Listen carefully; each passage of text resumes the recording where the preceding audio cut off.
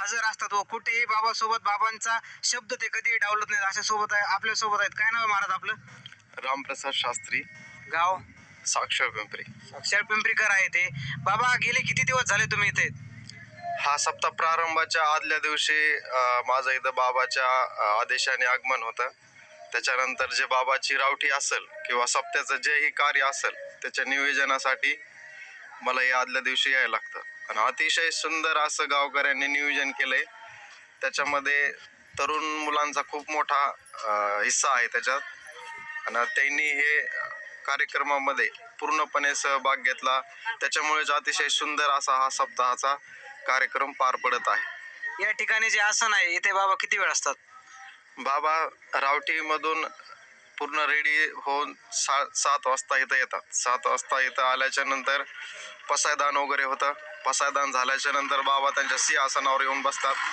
ज्या भाविक भक्ताला दर्शन घ्यायचं आहे त्यांचं ते पसायदान नंतर इथं येऊन त्यांचं दर्शन किंवा काही संवाद असेल ते इथं आल्याच्या नंतर करतात बाबाशी. हा सगळा सोहळा बघून काही आठवत का तुम्हाला गालत्यातली एखादी ओळी वगैरे? नक्कीच. कोणती? जर आपण या कलियुगामध्ये जन्म घेऊन जर धर्माला विसरत असतल तर न कोणता ग्रंथ वाचता न कुठं धर्मशाळेत जाता जर अशा सप्ताहामध्ये जर या कलियुगामध्ये तरुण मुलगा जर हा सप्ताह परिपूर्ण केला तर त्याला न कळत असे काही ज्ञान होऊन जाते की 6 ते 7 वर्ष ग्रंथ वाचलेला व्यक्ती जो बोलू शकतो तो मुलगा इथं हा 7 दिवसाचा कार्यक्रम जर पाडला तर तेवढं त्याला ज्ञान ते होऊ शकतं. 8 दिवसात या ठिकाणी भक्तजनांची संख्या अंदाजे किती असेल बाबा? तरी पूर्ण जर कॅल्क्युलेशन जर केलं तर 1 करोडच्या पुढे गेलेली आहे. बाबांचा सहवास तुम्हाला किती दिवसांपासून गेले, किती वर्षांपासून?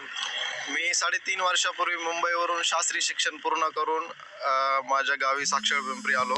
त्याच्यानंतर काही महिन्यानंतर माझे गडावर बाबाशी संवाद झाला.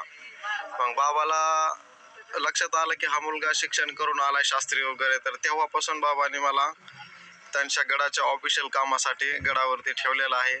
आणि माझा आदित्य कॉलेजला जॉब आहे. तो जॉब बघून माझा उरलेला वेळ पूर्ण मी गडासाठी आणि बाबाच्या सेवेसाठी देतो. तुम्ही बघू शकताय गेले 3.5 वर्षांपासून बाबांची सेवा करतायत. या सेवांमध्ये काही चमत्कार किंवा काही असं जाणवलंय का तुम्हाला? नक्कीच सांगू शकता का एखादा? कारण आता जर ज्ञान जर घ्यायचं म्हणलं तर पूर्ण आयुष्य बी परिपूर्ण ज्ञान नाही घेऊ शकत. आयुष्य संपलं तरी बी. पण संतांची संगत अशी काही क्षणामध्ये काही वेळामध्ये अनेक वर्षाची जी तपस्या असते तपस्या करून जे फळ भेटतं ते काही वेळामध्ये संतांच्या संगतीमध्ये भेटतं. आणि जीवन हे कसं जगायचं, कशासाठी जीवन आहे, तरुणांनी काय केलं पाहिजे कोणत्या वयात, हे संतांच्या संगतीत राहून कळून येतं. बाबांनी सांगितले आयुष्य कसं जगायचं हे संतांच्या संगतीत आल्यानंतर कळतं. बाबा खूप खूप धन्यवाद तुमचे. रामकृष्ण. साधारणतः रात्रीचे 12 वाजलेले